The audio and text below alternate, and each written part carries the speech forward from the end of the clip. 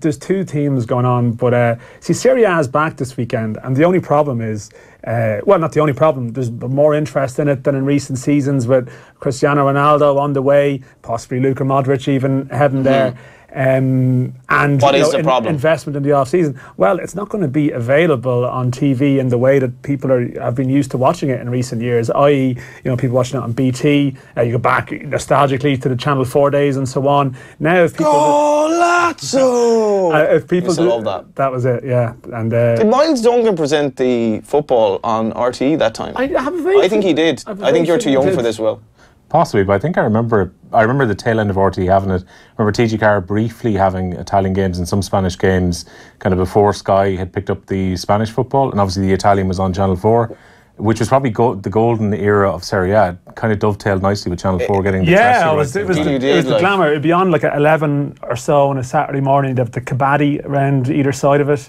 And it was like, and then it was the Monday night on, because you were probably in 4 Channel Land, or I was in 2 Channel Land. I was in 2 Channel Land, and it ended up with the national anthem. So Miles Duncan was essentially your James Richardson when it came to Italian football. He was, and we all wanted James Richardson's job. Let's be honest, drinking coffee in Italy, reading Gazzetta dello Sport. Yeah, well, I mean, you wanted Joe and Nathan's job, and now you're moving to everyone else's job. But briefly, the thing is, we haven't really met the point, which is that it's now on 11 Sports from what is this 11 weekend Sports? Coming, which is where it would have been discussed here last year. To briefly interrupt you, because last Sunday we were having a few points. You were watching the golf on your phone, and I didn't think much of it, but this was actually quite a new departure. That was the only way to watch it, and I think it was discussed here on Monday, and anyone who was a golf enthusiast would have wrestled with 11 Sports last week. It's a new app that is basically it's a company which is basically broadcasting primarily through an app that has got the rights, the UK and Irish rights for Spanish football, for Italian football, for I think they've got the Dutch League Dutch as well. League maybe, one or two other leagues, maybe China as well, or is it? I'm not sure. And then I'm a little bit reticent about this. They had the golf last week, so I mean, you pay your fee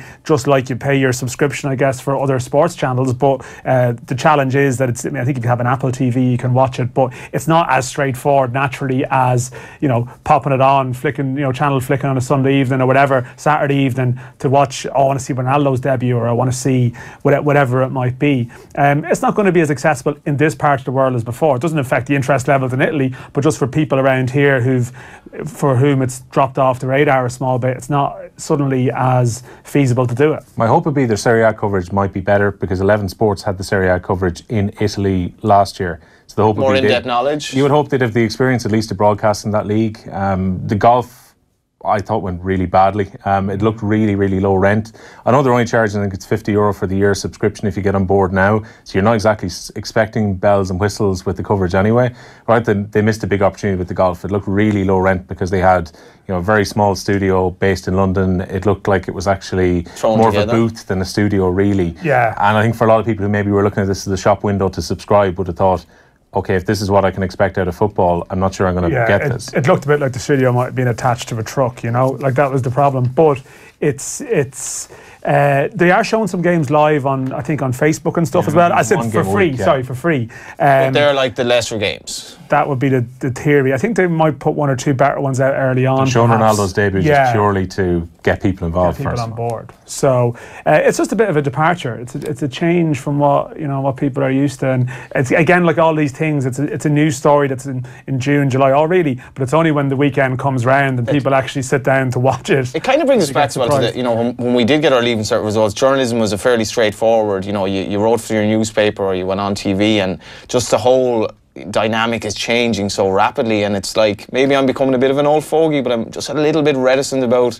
streaming and paying for so much stuff. Well, the thing about streaming is that you think that streaming is the potential thing that can hold football back or stop the rise of TV rights to being so powerful that if suddenly people are accessing stuff in an illegal way, it might somehow affect the value. However, that really hasn't been the case in recent years, because like the overseas rights are so powerful, particularly Premier League, and going around the world, that really a lot of people streaming isn't a huge issue, because just the weight of people, it's just a bit of hassle for people to do it ultimately. You talk about people being set in their ways, they don't really want to be negotiating through, on your laptop, flicking through thousands of ads and pop-ups and all these things. You want to watch coverage Absolutely. properly without having sort of I know people who watch their football with like they get the Dubai stream or whatever, or they have various languages, sort of shouty commentators, the Arabic commentators, yeah, screaming their way through it, and that's just not really an enjoyable way to watch it ultimately. Also, will you see all the authorities trying to block the streaming now, which kind of reminds me of like Con Houlihan's line about trying to stop the tide with the pitchfork. It's not easily done. It's probably going to lead to far more streams actually being available, I would imagine, given, especially I was looking at last week, La Liga have sold their rights for India to Facebook. So Facebook are going to be be streaming all the La Liga games there. That's fascinating as well, just Facebook. Yeah. So you have to actually, do you need a Facebook account to do it then? Yeah, and Twitter. I'm not on Facebook, so if I want to watch it and I'm over there, I'm kind of compelled. It's like, you can leave at any time, but you can't. Pretty much. Probably set up a dud account just to watch. Like the NFL have been putting games onto Twitter as well. Amazon Prime have kind of been walking into the sports market now, dipping their toe with the tennis coverage initially, but they're buying some of the Premier League packages. I think it's only for 1 week of this year, but still it's the first time that the Premier League are willing to sell to streaming services. Eventually you're probably going to need multiple accounts if you're a sports fan to watch different sports. So ultimately the consumer probably misses out. Once upon a time you had your quite expensive subscription maybe for one service, you got everything. You're going to need loads of mini subscriptions now. Yeah, it's a struggle. You have to get your Facebook account going again, John. Yeah, don't really want it, to be honest.